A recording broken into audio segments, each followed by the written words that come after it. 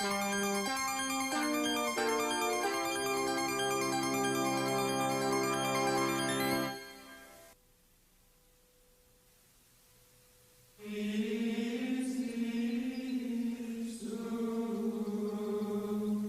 é a igreja mais antiga e venerada do mundo. Mesmo assim, tentaram explodi-la. Estou na basílica que por séculos foi considerada a igreja mais importante de Roma, aliás, de toda a cristandade ocidental, São João de Latrão. Esta igreja foi fundada por Constantino o Grande no ano 314. Ela recebe fiéis há mais de 1.600 anos. Até que em 1993, na nossa década, uma bomba explodiu, danificando gravemente a antiga basílica, uma bomba plantada por terroristas. Eu sou Edmund Purdon. Na próxima hora, estaremos analisando a relação entre acontecimentos mundanos e os 7 sinais do retorno de Cristo, tais como se vê no Antigo e no Novo Testamento da Bíblia. Estamos nos aproximando da contagem regressiva para o ano 2000.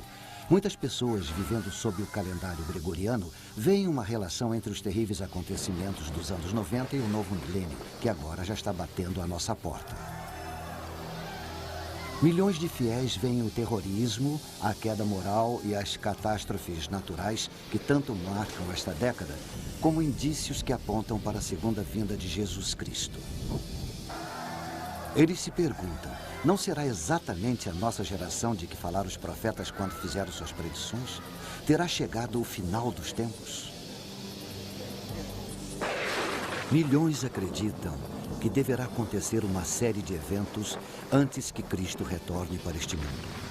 A Bíblia prevê 7 acontecimentos solenes que anunciarão a segunda vinda de Cristo. Eu não sou teólogo, é claro, mas reconheço que um desses eventos já é história contemporânea. E outro é história em andamento.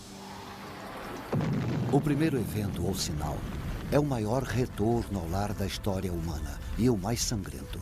O retorno à terra sagrada do povo judeu, uma promessa bíblica cumprida em nosso século. O segundo é a fusão da Europa Ocidental numa superpotência sem precedentes, uma união que está sendo feita nesse exato momento. O terceiro é a ascensão de um ditador cujas monstruosidades podem superar até mesmo as de Adolf Hitler. O quarto é o predomínio mundial de uma nova religião, cuja divindade será Satanás, o anticristo e o falso profeta, a profana trindade. O quinto é a construção de um terceiro templo de Jerusalém, num local onde hoje existe um dos santuários mais sagrados do Islã. Um local que os muçulmanos prometeram proteger com o próprio sangue. O sexto é a invasão de Israel por exércitos cruéis do norte, que não serão derrotados por forças militares, mas pelo catastrófico poder da natureza de uma magnitude jamais vista. E, finalmente, a batalha mais sangrenta, a mais destrutiva jamais travada por seres humanos, o Armagedon. Mensagens espirituais para o próximo milênio. Os 7 sinais do retorno de Cristo. Distribuição Mundial Filmes.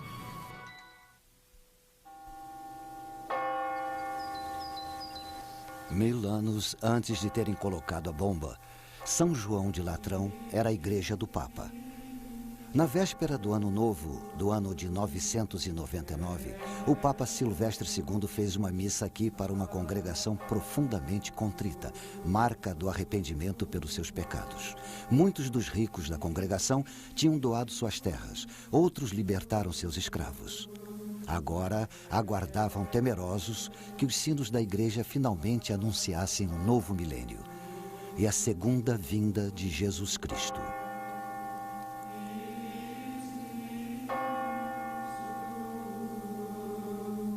Dobraram os sinos, chegava o ano 1000, mas Cristo não apareceu.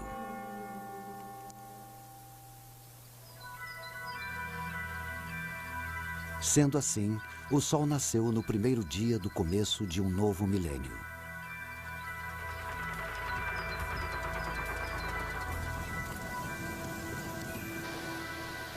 Hoje, o milênio que começou no ano 1000 está chegando ao fim.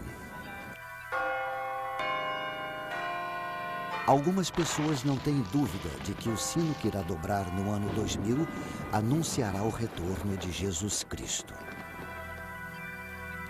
As pessoas procuram sinais, explicações para o aumento de tragédias nos anos 90, terremotos repentinos, vulcões lançando nas alturas jatos de lava incandescente e vapor, escuridão de dia, furacões terríveis e frequentes, assassinatos, terrorismo que nem o governo mais poderoso do mundo parece capaz de evitar, a carnificina da guerra e a ameaça da AIDS. Estará nosso planeta como um peão parando de girar? As pessoas querem respostas e procuram no estudo das auras, na propriedade dos cristais, no tarô, em mapas e mais mapas astrológicos. Os cristãos afirmam que não é preciso olhar para as estrelas. Eles sustentam que estão vendo sinais claros da volta iminente de Cristo, apesar de admitirem que não sabem exatamente quando isso vai acontecer. Eles não afirmam que conseguem ler a mente divina. Este livro, que está em todas as gavetas da maioria dos hotéis, foi traduzido para praticamente todas as línguas do mundo. Cerca de 25% de tudo que está escrito na Bíblia são profecias. Existem dezenas de profecias falando da vinda de Cristo para o nosso mundo, mas existem centenas de promessas falando da segunda vinda de Cristo. Algumas profecias descrevem os tempos em que nós vivemos. Nação se voltará contra nação e reino contra reino. Haverá grandes terremotos, fome e pestes, e acontecimentos terríveis e grandes sinais dos céus. Muitas das profecias da Bíblia se cumpriram séculos atrás. Algumas estão se cumprindo hoje, na nossa época. E existem outras, como a fúria de Deus descendo sobre a terra, que esperamos que só aconteçam no futuro distante. Com a chegada do novo milênio, muitos cristãos se perguntam: será que essas profecias vão todas acontecer nos nossos dias? Vamos nos aprofundar o máximo possível nessas profecias. Veremos que, como as 7 velas de um menorá, elas nos dão 7 sinais para o retorno de Jesus Cristo.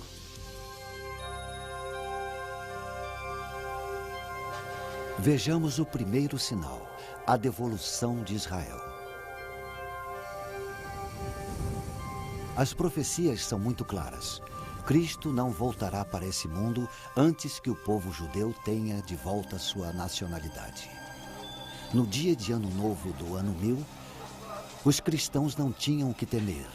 Na época, o povo judeu estava espalhado por todo o mundo. Com a aproximação do ano 2000, os judeus podem comemorar seu retorno para a terra que Deus havia prometido para eles. E eles a transformaram numa terra e tanto. Os restos ressequidos do passado voltaram à vida. Milhares e milhares de árvores foram plantadas. O deserto foi transformado num pomar. Os israelenses modernos se mostraram dignos de uma promessa ancestral, mas não sem derramamento de sangue. O povo judeu, como nação, começou quando o patriarca Abraão obedeceu à vontade de Deus. Sai-te da tua terra, para a terra que eu te mostrarei. Esta é a terra que Deus prometeu a ele. Importante centro entre a Ásia e a Europa, no coração de onde nasceu a civilização. Uma terra de montes bucólicos e ricas praias salineiras. Geograficamente, os antigos judeus foram pegos no fogo cruzado entre as forças do Egito e da Assíria, e cercados por povos decididos a expulsá-los da terra que eles acreditavam que Deus destinara para eles. Dessa época até hoje, a Terra Prometida sofre com guerras constantes. Com o tempo, a Assíria conquistou o reino de Israel ao norte. Suas 10 tribos se perderam na história. Mais tarde, o reino de Judá ao sul foi esmagado pelas forças de Nabucodonosor e seu povo foi levado prisioneiro para a Babilônia. Até que os persas destruíram a Babilônia e os descendentes de Abraão ficaram livres para voltar para a Terra Prometida. Mas a Terra Prometida estava ocupada por Roma. Roma construiu cidades, Roma construiu termas, Roma construiu anfiteatros e Roma trouxe seus deuses. O jugo romano era mais pesado do que os judeus podiam carregar. Eles se rebelaram e foi um levante que a poderosa Roma levou quase 4 anos para neutralizar. Enfim, a fúria de Roma se abateu sobre Israel com violência. Houve uma explosão de judeus em fuga que atingiu todos os cantos conhecidos do planeta. Em seu exílio, eles confiaram na promessa feita pelos profetas. Assim diz o Senhor dos Exércitos: Eis que salvarei o meu povo, tirando-o da terra do Oriente e do Ocidente. E os trarei, e eles habitarão no meio de Jerusalém. Eles serão o meu povo. Mas Jerusalém caiu nas mãos de forças muçulmanas que trouxeram o Islã. Durante séculos, a terra chamada Palestina fez parte do Império Turco-Otomano, até que os turcos foram derrotados na Primeira Guerra Mundial. Isso permitiu o retorno de alguns judeus para sua terra original.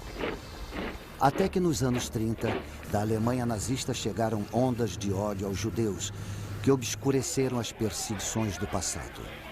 Os judeus foram marcados com estrelas amarelas. As lojas judias foram destruídas. Sinagogas foram incendiadas, algumas vezes com a congregação dentro. Aos milhões, os judeus foram levados para campos de concentração num programa que visava a extinção do povo judeu de uma vez por todas. Explode a Segunda Guerra Mundial. Depois da derrota da Alemanha, os judeus sobreviventes do Holocausto foram para as costas de sua antiga terra natal para serem rechaçados em seguida. Então, depois de 9 meses de discussão, as Nações Unidas votaram pela divisão da Palestina no Estado árabe e no outro judeu. Em 14 de maio de 1948, nasceu o novo Estado de Israel. E com ele, o primeiro sinal do retorno de Cristo. As pessoas dançaram nas ruas. Elas vieram cantando. Judeus tão diferentes entre si como Marrocos é diferente de Manhattan. Judeus dos casbás e dos bazares, dos bairros de alfaiates de Nova York, dos esconderijos em Amsterdã, da Inglaterra e da Suíça, do refúgio na Suécia, da Índia e Etiópia, do Iêmen e Detroit. Eles possuíam um laço de união bíblico com uma terra que a maioria nunca tinha visto. Também designarei lugar para Israel e o plantarei ali, para que habite no seu lugar e não mais seja perturbado. Estas palavras do profeta Amós foram ditas há cerca de 2.700 anos. A devolução de Israel para o mundo parecia um sonho impossível, mas uma por uma as barreiras que o impediam foram afastadas. Pelas mãos de Deus, muitos acreditam. Este sinal surgiu em nossa época. Quantos mais se seguirão?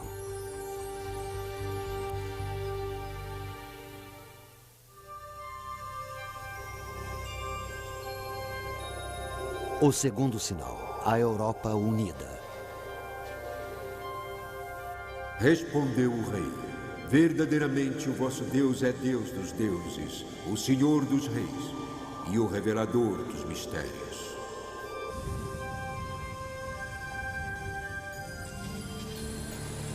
No passado, esta cidade Roma foi a maior capital do mundo antigo. Hoje, Roma ainda é capital. Uma capital de um dos muitos países do oeste europeu que formaram uma confederação denominada UE, ou mais popularmente União Europeia. A União Europeia é dinâmica. Ela alimenta o ideal de uma Europa unida, integrando os países membros econômica e politicamente. Ela prevê políticas comuns no comércio, na agricultura Isso exige um sistema monetário europeu único para todos os países membros. Ela mantém um parlamento multinacional. Se a União Europeia decidir formar um exército comum europeu, ela emergirá como o Império Romano do século XXI. Incrivelmente, toda a operação da União Europeia foi prevista há cerca de 1.600 anos. Isso aconteceu na Babilônia, a lendária Babilônia dos Jardins Suspensos. O rei Nabucodonosor teve um terrível pesadelo e mandou chamar um visionário judeu chamado Daniel para que o acalmasse. Daniel disse para ele: Ó rei, subiram os teus pensamentos sobre o que viria no futuro. Ele continuou falando de uma enorme estátua de 4 metais de vários graus de dureza, referentes a grandes impérios do mundo antigo. A cabeça de ouro é a Babilônia. O peito e os braços de prata, o Império Persa. E o ventre e as coxas de bronze eram os conquistadores gregos. O triunfo de Roma sobre os outros é representado pelas pernas de ferro da estátua. Muito interessantes são os pés de ferro e barro. Os 10 dedos simbolizando 10 nações que cederão sua soberania a Roma. Daniel também teve uma visão do futuro. Foi tenebrosa. Ele viu 4 terríveis animais saindo de dentro do oceano. O primeiro, o leão alado da Babilônia. O segundo, um urso simbolizando o Império Persa. O terceiro, um leopardo simbolizando Alexandre o Grande e seu império. O quarto animal, o mais terrível de todos, Roma, que devoraria os outros 3. Ele tinha grandes dentes de ferro. Ele devorava e fazia em pedaços suas vítimas e tinha 10 chifres. O profeta continua e diz que só depois que este superpoder de Roma for destruído, Cristo voltará para a terra e estabelecerá um domínio eterno que não passará. Mas a ideia de uma Roma imperial nunca morreu. Os fantasmas dos Césares continuaram assombrando as lideranças europeias. No século VIII, Carlos Magno foi coroado Sacro Imperador Romano. O Sacro Império Romano atingiu seu ápice durante a Renascença, com Carlos V. Napoleão desejou tanto o poder do Império Romano que se autoproclamou imperador. Roma chegou viva ao século XX com Tsar Nicolau e o Kaiser Wilhelm. Os títulos Tsar e Kaiser vêm de César. Benito Mussolini considerou-se durante os 21 anos de ditadura na Itália um César. Com grande entusiasmo, as pessoas o saudavam como Il Duce, Duce, que significa nosso líder, nosso líder. Ele devolveu o antigo nome romano para o Mediterrâneo, Mare Nostrum, nosso mar. O símbolo de seu governo de ferro foram os fasces, um feixe de varas exibido na Roma antiga como símbolo da autoridade. Enquanto governou, ele foi uma prova solene de que, mesmo no século XX, o espectro da Roma imperial nunca chegou a morrer. Hoje, as bandeiras da União Europeia flamulam por cima de muitos dos antigos territórios imperiais. Os Estados Unidos da Europa. Este era o sonho pós-guerra de Winston Churchill e de Konrad Adenauer, o primeiro chanceler alemão depois da rendição nazista. Para esse fim, em 1958, os líderes europeus se reuniram no Monte Capitolino e fundaram o Mercado Comum Europeu, que se desenvolveu até tornar-se a União Europeia que conhecemos hoje. Se a União Europeia for de fato a coalizão de 10 países prevista pelo profeta Daniel, ela irá se tornar uma superpotência política. Industrialmente, ela será uma das potências mais produtivas da Terra. Ela vai sustentar um gigantesco exército multinacional com as armas mais avançadas. E diz o profeta, vai impor um único credo, um jugo religioso a todos dentro de sua esfera. Quem será o senhor dessa superpotência política, esse gigante econômico, esse colosso militar?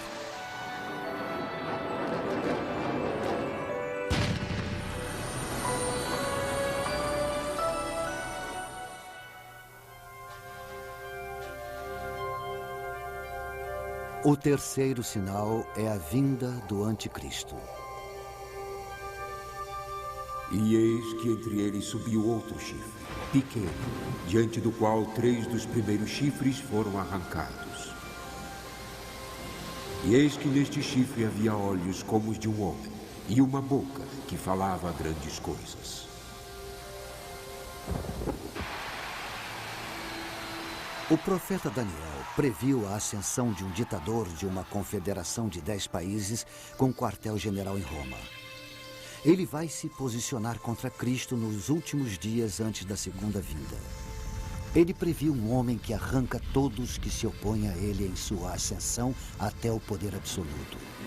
Seus olhos, os olhos de um homem, demonstram aguda inteligência. E sua boca, que fala grandes coisas, prediz um orador de grande autoridade. Um orador carismático que hipnotiza a massa de seguidores. Para ele, as pessoas entregam tudo: sua vontade, sua lealdade, seu amor, sua liberdade, sua própria alma. Estão convencidas de que ele é o Salvador. No mundo de guerras sangrentas, ele acena com a paz. Num mundo tomado pelo terrorismo, ele estabelece a ordem. Ele estabiliza economias abaladas. Ele unifica seus seguidores numa nova ordem mundial. Nesse mundo de sofrimento, o nosso mundo, parecerá que é um enviado dos céus. Nada estaria mais distante da realidade. Ele é o anticristo enviado de Satanás. Soberano de rosto duro. Senhor da intriga, que irá ter sucesso em tudo que fizer. Se a profecia estiver certa, é possível que o anticristo já se encontre entre nós. Temos várias razões para acreditar que será europeu. Eu ou você já podemos ter esbarrado nele na rua de alguma cidade. Ou ter sentado ao lado dele num avião. Ou sentado no mesmo banco de praça em Paris. Para milhões de cristãos, ele é o inimigo. Em sua luta pelo poder, ele vai acumular cada vez maior apoio popular. E por que não? Para as multidões profanas do Ocidente que estão cansadas das guerras seguidas e intermináveis. De rivalidades entre grupos e massacres. Cansados de limpezas étnicas, da chaga das drogas, do crescente terrorismo, cansados da aparente falta de sentido da vida. Toda uma geração de jovens vai ver nele um ideal de vida, pela disciplina, ansiosos por viverem pelo ideal dele e morrerem por esse ideal. Os fiéis têm certeza de que ele vai conquistar o poder absoluto sobre todos os homens, mulheres e crianças dentro da confederação de 10 países, do início até o fim. Ele vai decidir quem deve nascer e quem deverá ser abortado. Em quem se deve investir e quem deve ser bucha de canhão. Porque sua insinuante plataforma de paz um dia irá se tornar um trampolim para a guerra. Ele vai decidir quem dentre os velhos deverá ser eliminado depois de não ser mais útil. E não vai tolerar discordância nem discussão. Para compreender toda a sedução e o enorme poder do anticristo, podemos nos voltar para o passado, para a triste primeira metade do século XX.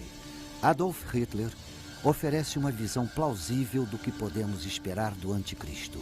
Realmente, quando Hitler estava no poder, havia quem acreditasse que ele era de fato o anticristo. Isso é compreensível se estudarmos o rosto de Hitler. É claramente o mesmo do rei de rosto duro, previsto pelo profeta Daniel. Hitler, com certeza, foi um mestre da intriga. E os olhos? Astúcia, aguda inteligência. E quanto ao que Daniel disse sobre o ditador com uma boca que dirá grandes coisas, Hitler foi um enfeitiçador. Mediante uma série de comícios públicos planejados e sua própria oratória hipnótica, Hitler se tornou o líder supremo da Alemanha. Ele dizia que só queria devolver à Alemanha seu lugar correto entre as nações do mundo pacificamente. Um arauto da paz. Os cristãos acreditam que é assim que o anticristo vai se apresentar em sua subida ao poder. Se anexasse a Europa a seu terceiro Reich, Hitler seria o senhor de praticamente todas as colônias europeias mais importantes do Império Romano. Era apenas uma questão de mudar sua capital de Berlim para a própria Roma. Mas Britânia, a Grã-Bretanha, recusou-se e o rechaçou. Quando a Segunda Guerra Mundial se voltou contra ele, pareceu menos provável que Hitler pudesse ser o anticristo da profecia. Mesmo assim, Adolf Hitler é o mais próximo que podemos pensar para entender a ideia cristã de um anticristo. Como Hitler, ele irá hipnotizar as massas para depois escravizá-las. O Reich de 1000 anos de Hitler durou menos de 12 anos. Durante esse tempo, entretanto, o domínio que Hitler exerceu sobre os povos e países foi assombroso. Mesmo assim, pelos padrões de hoje, as ferramentas de que ele dispunha para exercer seu controle eram primitivas. Não havia o uso da eletrônica que temos hoje. O ditador profetizado, o anticristo, vai ser um Hitler moderno. Mas diferente de Hitler, todos os espantosos avanços da tecnologia eletrônica estarão à sua disposição. Enormes redes midiáticas e meios eletrônicos de lavagem cerebral estarão a seu serviço. As armas mais destrutivas estarão sob seu comando. E ele vai programar a humanidade para servi-lo.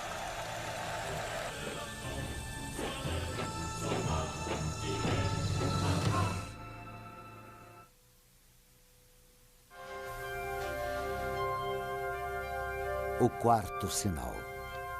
Uma nova religião mundial. Também vi uma de suas cabeças como se fora ferida de morte, mas a sua ferida mortal foi curada. As últimas décadas desse milênio já assistiram a um sem número de assassinos e quase assassinos de chefes de Estado. O atentado contra a vida do presidente Ronald Reagan. O presidente foi ferido e sobreviveu, mas tentativas em outros líderes foram bem-sucedidas. O premier egípcio Anwar al-Sadat, Indira Gandhi, primeira-ministra da República da Índia, Yitzhak Rabin, de Israel. Os cristãos se assombram com o assassinato do anticristo, descrito no último livro da Bíblia, o das Revelações ou o Apocalipse. Ele será ferido, é o que a profecia nos diz, mortalmente ferido. Depois, como por milagre, ficará curado. De certo modo, ele vence a morte. Talvez em descarada zombaria, a morte e ressurreição de Jesus Cristo. As Escrituras nos dizem: toda a terra se maravilhou, seguindo a besta. Então, esse ditador, o anticristo, irá se autoproclamar um Deus na terra. O mundo já assistiu a algo semelhante. Nós nos lembramos de julho de 1944. Vários oficiais de alta patente do exército alemão conspiraram para matar Hitler com uma bomba escondida. Uma bomba potente. Milagrosamente, Hitler sofreu apenas ferimentos leves. Para seus fiéis seguidores, Hitler não tinha apenas frustrado a traição. Ele tinha desafiado sobrenaturalmente a morte. Mais uma vez analisamos o ditador demoníaco para entender melhor o anticristo que virá. Enquanto o mundo estava sob seu controle, Hitler trabalhou para tirar Deus de seu trono. Heil Hitler substituiu Vá com Deus nas saudações.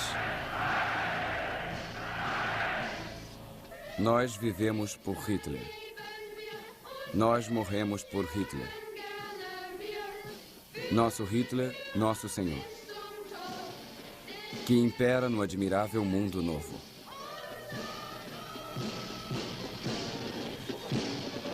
Os rituais cristãos foram aniquilados, quando não substituídos pela ostentação pagã. O lugar de honra das Sagradas Escrituras foi ocupado pela autobiografia de Hitler, Mein Kampf. O culto a Hitler alcançou seu ápice no fervor da SS, a elite militar do Führer. As unidades SS cumpriram suas ordens desumanas sob a efígie da Caveira da Morte. O filho pequeno de um membro da SS foi batizado numa cerimônia que abertamente zombava do ritual cristão do batismo. Embrulhada numa manta de suásticas, a criança foi batizada num altar que tinha o retrato de Hitler no lugar da cruz. Como o escritor inglês Clive James observa, nem todos nessa era mundana estamos dispostos a aceitar que Satanás visitou a Terra na forma de Hitler e recrutou um exército de pecadores. E vi subir da terra outra besta. E tinha 2 chifres semelhantes aos de um cordeiro e falava como dragão. Também exercia toda a autoridade da primeira besta na sua presença, e fazia que a terra e os que nela habitavam adorassem a primeira besta, cuja ferida mortal fora curada. A vinda de uma outra foi profetizada, um falso profeta que vai incentivar todos os povos a adorar o ditador mundial.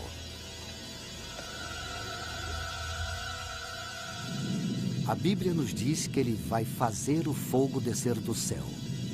Mesmo assim, ele não fará de si mesmo objeto de adoração. Em vez disso, irá dirigir a adoração do povo para o ditador, o anticristo. Ele fará as mentiras do anticristo parecerem verdade. E assim, esse ditador, economicamente e militarmente o mais poderoso que o mundo jamais conheceu, irá se considerar divino. Ele vai tentar imitar os milagres terrenos do Cristo.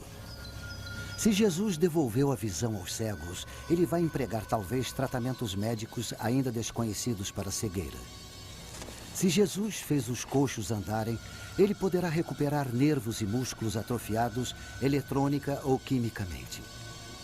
Se Jesus fez a filha de Jairo voltar da morte, ele poderá, como Frankenstein, usar espantosas novas tecnologias para tentar igualar o milagre. Ou com poderes satânicos, ele poderá genuinamente dominar o sobrenatural para operar seus milagres. Porque a Bíblia diz que é Satanás quem alimenta esta dupla de anticristo e falso profeta. Desde o princípio, Satanás, o inimigo, o enganador, está determinado a afastar a humanidade de Deus. O fim dos tempos assistirá à maior mentira de todas, Satanás como o Pai, o anticristo como o Filho e o falso profeta como o Espírito Santo. A adoração do homem pela profana Trindade. O mundo poderá festejar tal reviravolta. Nosso mundo ocidental está tomado pela desorientação espiritual. Pequenos profetas surgem em toda parte. Muitos buscadores da verdade são atraídos para as fileiras de cultos bizarros. Em Jonestown, na Guiana, um falso profeta orienta seus seguidores para cometerem suicídio em massa pela ingestão de uma mistura com cianeto. 800 homens, mulheres e crianças caminham para a própria morte. Em seguida, um falso messias provoca a morte de famílias inteiras no Texas. Na Suíça e no Canadá, mais de 50 membros da Ordem do Templo Solar, trajados em vestes cerimoniais, ou tiram suas próprias vidas ou são assassinados por seus companheiros de culto.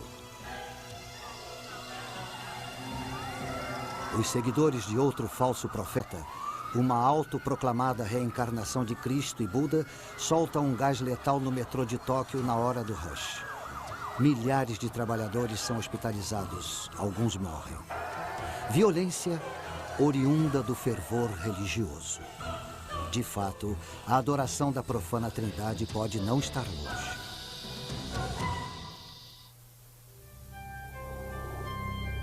O quinto sinal. a reconstrução do templo.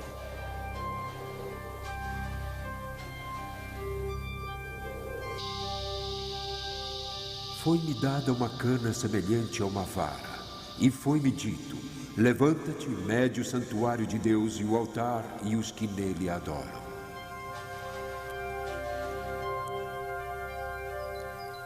Jerusalém dourada, a cidade de Deus. Seu solo pisado pelos pés dos conquistadores, assírios e babilônios, gregos e romanos, sarracenos e otomanos. Suas portas, os sagrados portais dos peregrinos, judeus, cristãos, muçulmanos. Seu nome significa paz. Sua história, conflito. Mesmo assim, ela é a cidade onde quase todo ser humano sente o desejo de estar.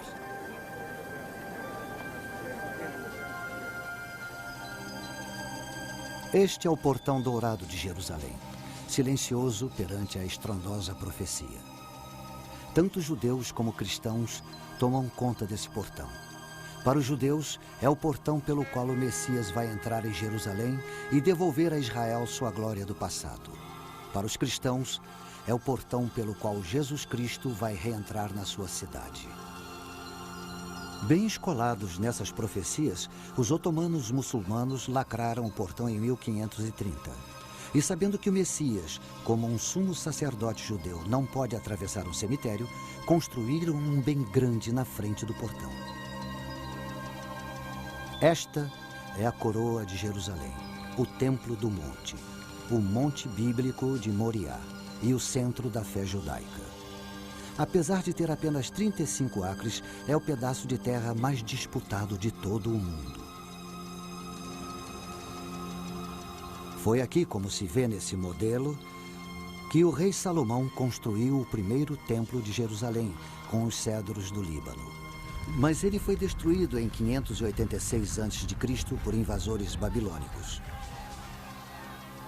Por volta de 26 a.C., o rei Herodes o Grande completou a construção do segundo templo. Foi seu maior feito. Para este templo, com ornamentos dourados brilhando em sua fachada de mármore branca, os judeus de todas as províncias do Império Romano faziam suas peregrinações de Páscoa. Foi aqui na corte dos gentios que Jesus, em sua fúria, expulsou do templo os mercadores e ambulantes. A tentativa do imperador Calígula de colocar sua efígie gravada no templo enfureceu de tal modo os judeus que eles se revoltaram contra Roma. No início, tiveram êxito. Mas em 70 d.C., as forças romanas dominaram a cidade, queimaram o templo e levaram seus objetos sagrados para Roma como espólio.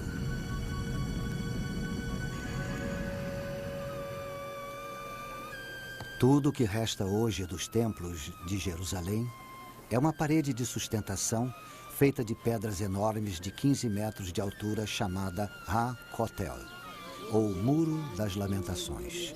De toda a cultura judaica, este é o local mais sagrado. O que encima o monte do templo hoje é uma maravilha da arquitetura muçulmana. O Kubet es-Sakra, ou Domo de Pedra, é tão sagrado para os seguidores de Maomé quanto o templo era para os filhos de Israel. Ele abriga uma rocha sobre a qual, segundo se diz, o patriarca Abraão preparou o sacrifício de seu filho Isaque. É também a rocha da qual, segundo os muçulmanos, o profeta Maomé ascendeu ao paraíso. Cristãos e judeus estão proibidos de orar no domo ou na linda mesquita de Al-Aqsa, que fica próxima. Mesmo assim, o monte é o único local onde os judeus podem construir um novo e o terceiro templo de Jerusalém. E a reconstrução do templo é fundamental para os judeus mais religiosos. O monte do templo. Tanto judeus como muçulmanos reclamam sua posse. Um antigo representante de Jerusalém chamou esse tipo de conflito de uma bomba relógio de dimensões apocalípticas.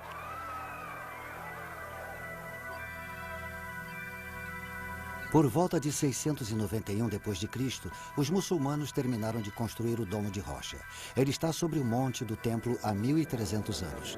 Não estão dispostos a tirá-lo para dar lugar a um terceiro e definitivo templo judeu. Muitos judeus rezam por um milagre. O templo virá do alto, eles dizem. Mas existem fanáticos tramando tomar o templo à força. Um militante do templo, ex-soldado do exército israelense, atraiu milhares de seguidores. Nossa ideia, ele explica, é mudar a mesquita, mudar o domo de rocha para ser reconstruído em Meca. Um grupo conhecido como Instituto do Templo já está se preparando para um novo sacerdócio judeu. Objetos rituais para sacrifício estão sendo feitos. Vestes rituais sendo confeccionadas. À sombra do Muro das Lamentações, há escolas do Talmud, onde estudantes ávidos são preparados para realizar os antigos rituais dos sacerdotes judeus. Um modelo em escala do terceiro templo já foi até construído. Mas os muçulmanos não abrem mão do monte do templo. Em 1990, irrompeu um tumulto quando um grupo de judeus tentou fincar a pedra angular do novo templo. Cristãos acreditam que Jesus Cristo não vai voltar para esse mundo até que o terceiro templo de Jerusalém esteja pronto.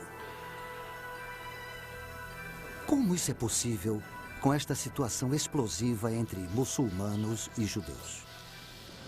E deu-se-lhe autoridade sobre toda a tribo, povo, língua e nação. O ditador dos 10 países irá intervir. Chegando como pacificador, ele irá enganar até o eleito. De uma vez por todas, ele irá apaziguar o conflito sobre o monte do templo. Não haverá mais discussão. O templo será reconstruído. E os filhos de Israel irão regozijar-se. Ele fez mais que resolver um conflito, eles dirão. Ele cumpriu o pacto que o Senhor Deus fez com Abraão. Mas o festejado ditador tem outros pactos a cumprir. Ele fará um acordo pelo qual irá devolver a Palestina para os israelitas. Este pacto marca o início de um período de 7 anos de tribulação, que só vai terminar com a segunda vinda do Cristo. Ele lhes dizia que fizessem uma imagem à besta que recebera a ferida da espada e vivia. Agora, o falso profeta, fonte oculta do poder, entronizará o ditador anticristo no novo templo de Jerusalém. E os que habitam sobre a terra irão adorar a besta, cujos nomes não estão escritos no livro da vida. A imagem dele será adorada, venerada, cultuada. Todos que se recusarem serão mortos.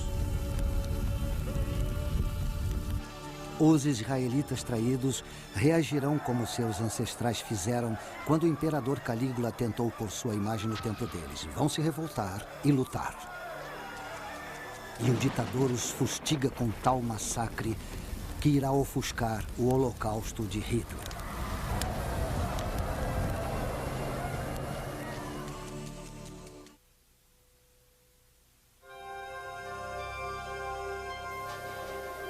O sexto sinal.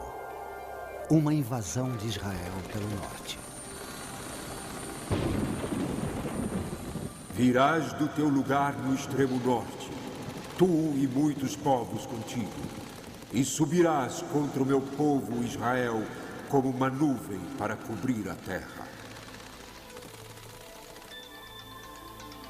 Com os acontecimentos se precipitando nesta última década do século, o aparentemente indestrutível Muro de Berlim ruiu fragorosamente. A poderosa União Soviética se desintegrou. O mundo tremeu com as consequências. A profecia bíblica lança alguma luz sobre o que isso pode significar no novo milênio. Apesar da falsa bondade do ditador, a nação de Israel continua próspera e segura em seu pacto com os Estados Federativos da Europa. Mas as nações árabes, frustradas, se apressam em conseguir aliados. Estudiosos das profecias bíblicas tendem a acreditar que um país do norte irá lutar com eles. Veio a minha palavra do Senhor dizendo: Filho do homem, dirige o teu rosto para Gog, terra de Magog, príncipe e chefe de Meseque e Tubal. Pérsia, Cuxi e os de Put com eles, e Gomer e todas as suas tropas. O profeta Ezequiel prevê uma nova coalizão. As nações da Pérsia e Etiópia, Put e Gomer, sob a liderança de Gog de Magog, para combater os estados federativos da Europa. Exegetas bíblicos discutem muito os nomes nessa profecia. Existe unanimidade sobre alguns e discordância em outros. Gog significa governante do fim dos tempos. E Magog, país que é tanto poderoso quanto aterrorizante. Alguns veem Moscou na palavra Mesek, outros discordam. Antes dos acontecimentos de 1989, era fácil pensar que a União Soviética de Ator seria o Gog de Magog das Escrituras.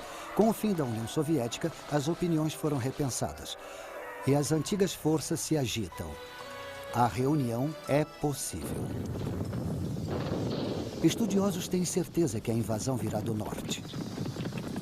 Há milhares de anos, a terra de Israel sempre foi invadida pelo norte. Apesar de norte não ser necessariamente onde fica o país de cada exército invasor. A identidade dos estados membros dessa coalizão é muito clara. Pérsia, o atual Irã, é um deles. A Etiópia, que já foi aliada da antiga União Soviética, é outro. Put é o nome bíblico para o que hoje se chama Líbia. Somente o país chamado Gomer é controverso. Durante décadas, acreditou-se que Gomer era a Alemanha Oriental comunista. Agora que a Alemanha Oriental e Ocidental se uniram, há dúvidas. Significativamente, os nomes dos estados recuam até o primeiro livro da Bíblia, até Jafé, o filho de Noé. Depois do grande dilúvio, os filhos de Jafé foram para o norte, para a terra de Rosh. Rosh se parece com Rússia.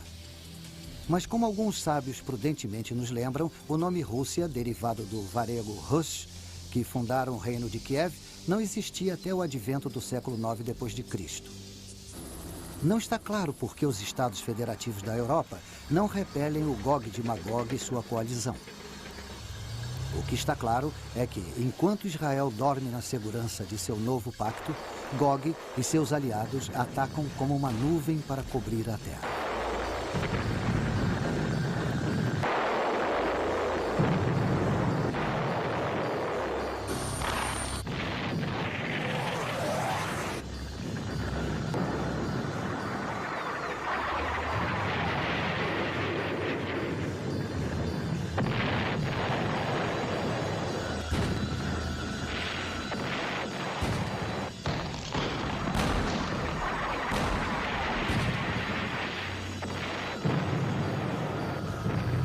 A invasão é um sucesso. Mas os invasores estão confiantes demais. Eles imaginam que já têm o controle de Israel antes de vencer.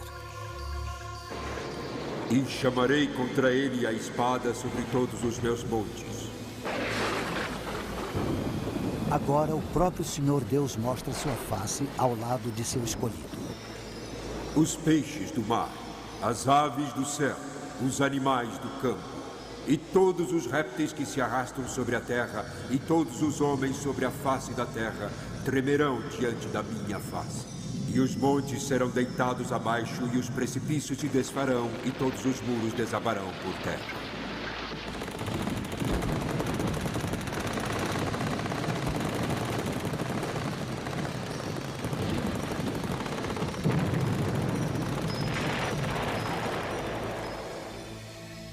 Gog e sua coalizão são destruídos. Tão grande é a devastação que leva 7 meses para enterrar todos os mortos e 7 anos para enterrar todos os terríveis destroços. Mas esta guerra é um mero prelúdio do que está por vir. Zacarias, no Antigo Testamento, profetizou que todos os países vão se lançar contra Israel para travar a batalha do Armagedon. Em 2 de dezembro de 1942, neste local, na Universidade de Chicago, foi feita a primeira fissão nuclear. No átimo de segundo desse primeiro clarão atômico, iniciava-se uma nova era. A era da energia nuclear e a da guerra nuclear. Se a profética batalha do Armagedon for inevitável, será um holocausto de natureza nuclear. Se isso vier a acontecer, pode-se dizer que a batalha teve sua origem neste local, onde está hoje a escultura comemorativa de Henry Moore. O sétimo sinal. A Batalha do Armagedon. Pois eu ajuntarei todas as nações para a peleja contra Jerusalém.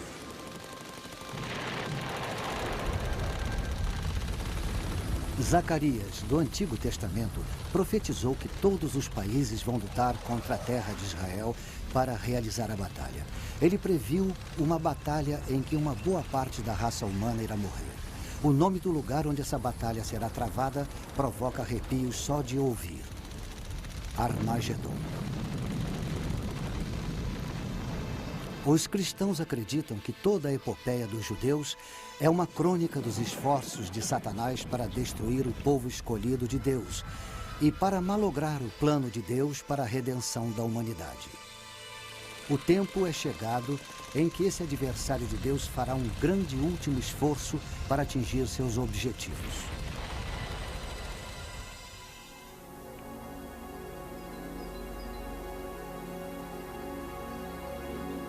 Megido está tranquila agora. No mundo antigo, aqui era um centro de comércio fundamental. Debaixo das ruínas da cidade que estão vendo, estão enterradas 20 outras Megidos, uma em cima da outra. A cidade foi reconstruída 20 vezes. O Vale de Megido se estende do Mediterrâneo até o norte de Israel.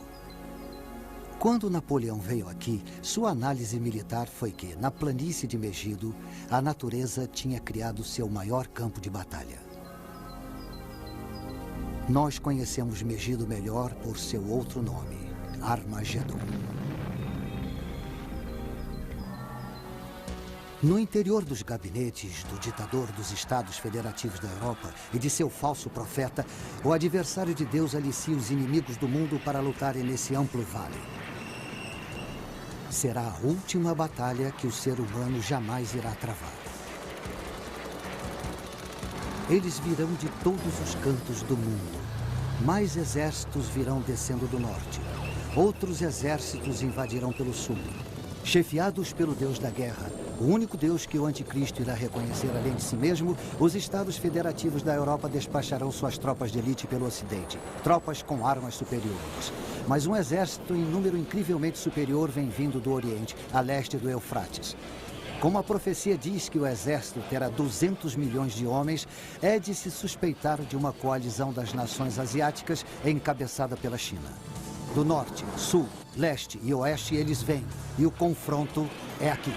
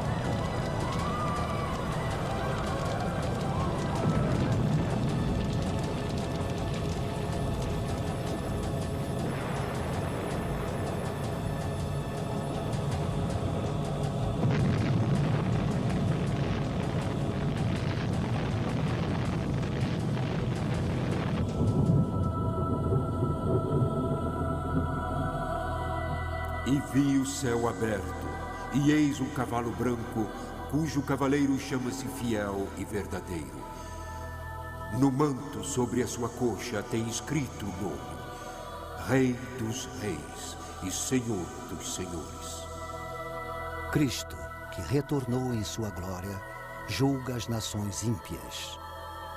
De sua cidade sagrada, Jerusalém, ele irá reinar triunfante e seu reino será eterno. A profana trindade está esmagada.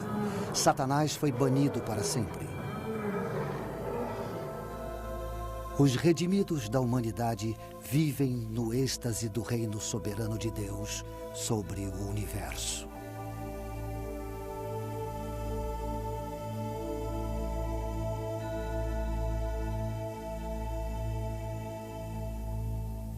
Para quem estiver de fora, o futuro profetizado pode parecer de fato muito sombrio. Os fiéis tentam ver além do caos a vinda de Cristo. Eles dizem que a mensagem da profecia não é temível, é cheia de esperança. E eles se confortam no conselho dado por Jesus quando previu esses acontecimentos. Quando estas coisas acontecerem, exultai e levantai vossas cabeças. Eis que cedo venho e está comigo a minha recompensa, para retribuir a cada um segundo a sua obra. Eu sou o Alfa e o Ômega, o primeiro e o derradeiro, o princípio e o fim. Sim, eu venho logo.